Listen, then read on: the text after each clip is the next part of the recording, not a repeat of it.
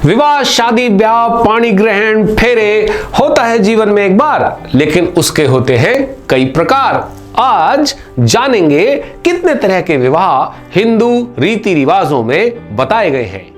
मैं लेकर आया हूं आपके मनपसंद चैनल कथा कहानी किस्से में आज की कहानी, जिसमें हम सुनेंगे कितनी तरह के होते हैं हिंदू विवाह।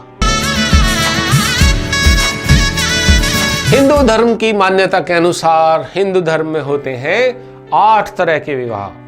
जी हां, 8 तरह के विवाह। पहला विवाह ब्रह्म विवाह, जहां वधु पक्ष वर पक्ष मिलकर विवाह तय करते हैं। रीति रिवाज से शादी होती है, दोनों वधु और वर की सहमति ली जाती है, रिश्तेदारों को आमंत्रित किया जाता है, विवाह होता है।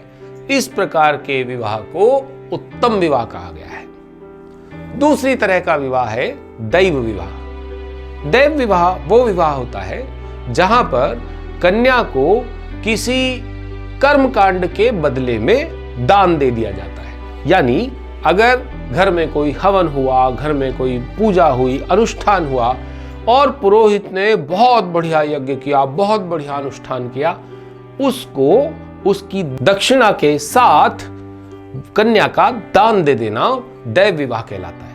यह मध्यम प्रकार का विवाह माना जाता है।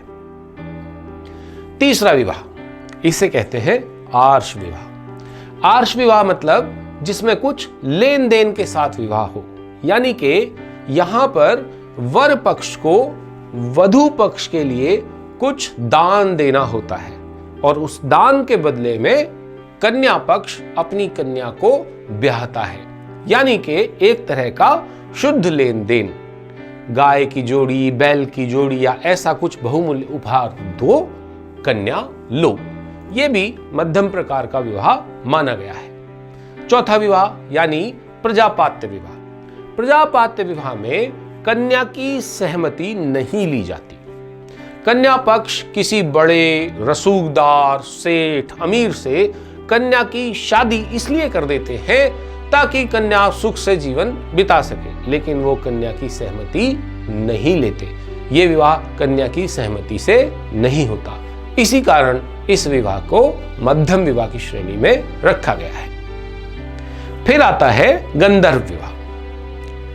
जैसा कि आपने कालिदास की कहानी में दुष्यंत और शकुंतला का विवाह पढ़ा है, यानी कि प्रेम विवाह, बिना रीति रिवाज के, बिना किसी को बताए वर और वधु में सहमति के साथ हुआ विवाह गंधर्व विवाह कहलाता है। यह विवाह भी मध्यम विवाह कहलाएगा। फिर आता है असुर विवाह। असुर विवाह का मतलब है पैसे लेकर जबरदस्ती अपनी कन्या की शादी किसी और से कर देना। आप समझ सकते हैं, इसमें ना तो कन्या की सहमति है, ना ही वर के ऊंचे कुल का या सेठ होना या अमीर होना जरूरी है। यहां सीधा सीधा कन्या का पैसे के बदले विनिमय है। इसीलिए इस प्रकार के विवाह को निम्न विवाह माना गया है। फिर आता है 7वां विवाह, यानी कि राक्षस विवाह। राक्षस विवाह में वर पक्ष वधु पक्ष को डराकर, धमकाकर, यहां तक कि वधु पक्ष के किसी निकट रिश्तेदार की हत्या तक करके विवाह कर लेने को राक्षस विवाह कहा गया है। सीधी सी बात है कि इस तरह का विवाह भी निम्न विवाह माना जाता है। और अंतिम विवाह, सबसे नीच कोटि का विवाह, पैशाच विवाह कहलाता है। इसमें किसी सोती हुई स्त्री या नशे के समय में कोई स्त्री हो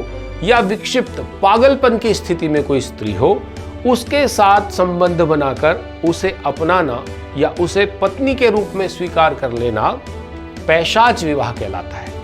इस प्रकार हमारे यहाँ 8 प्रकार के विवाहों का जिक्र अलग अलग जगह किया गया है। मैं एक बार दोबारा से आपके लिए दोहरा देता हूँ। पहला विवाह ब्रह्म विवाह, दूसरा विवाह दैव विवाह, तीसरा विवाह आर्ष विवाह, फिर प्रजापात्य विवाह, गंधर्व विवाह, असुर विवाह, राक्षस विवाह और पैशाच विवाह। साथ ही साथ ग्रंथों में इनके श्लोकों का भी उद्धरण दिया गया है, जो कि आपने वीडियो में समय समय पर देखे हो। तो ये थी विवाहों के प्रकार की कहानी। वैसे तो ये बहुत निजी प्रश्न है, लेकिन चलिए आपसे दोस्त होने के नाते पूछ लेता हूं, आपका या आपके किसी निकट रिश्तेदार का या दोस्त का इनमें से किस किस प्रकार का विवाह हुआ है, नीचे कमेंट में तो डाल ही सकते हैं, है ना।